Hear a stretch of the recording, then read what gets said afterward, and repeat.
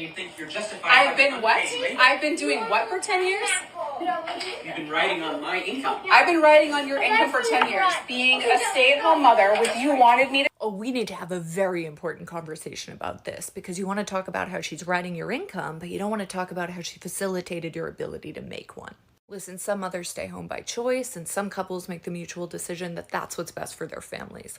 But others are forced to put their dreams on the back burner in order to further their husbands' careers. So many women have been forced to choose between having a family and having a career.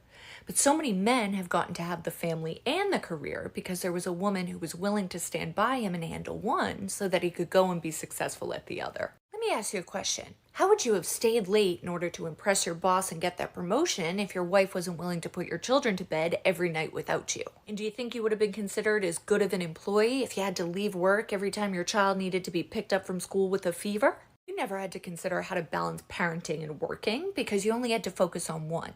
And you weren't preoccupied with thoughts of grocery shopping, school projects, and sports games because you didn't have to be. Being a stay-at-home parent doesn't mean you don't work. It just means you don't get paid.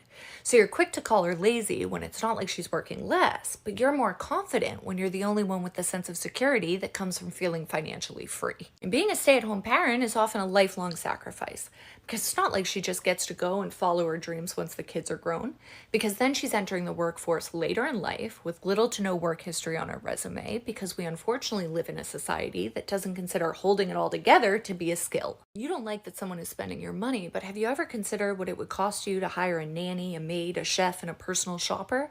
And is it really your money if you stop someone from earning in order to make sure you could? You're fine with being the sole provider when it comes to escaping your responsibilities at home, but you're quick to say she has no value because she makes no money every time you want to fight. So let me leave you with this. You may be the one who makes the money to buy the groceries, but she's the one who turns it into a meal for you to eat.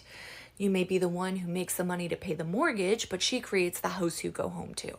And you might pay the bill to sign your children up for sports, but she's the one who brings them every day in order to make sure they can play. So before you want to go spouting off about all the things that you bought, you may want to consider what she gave up so you could.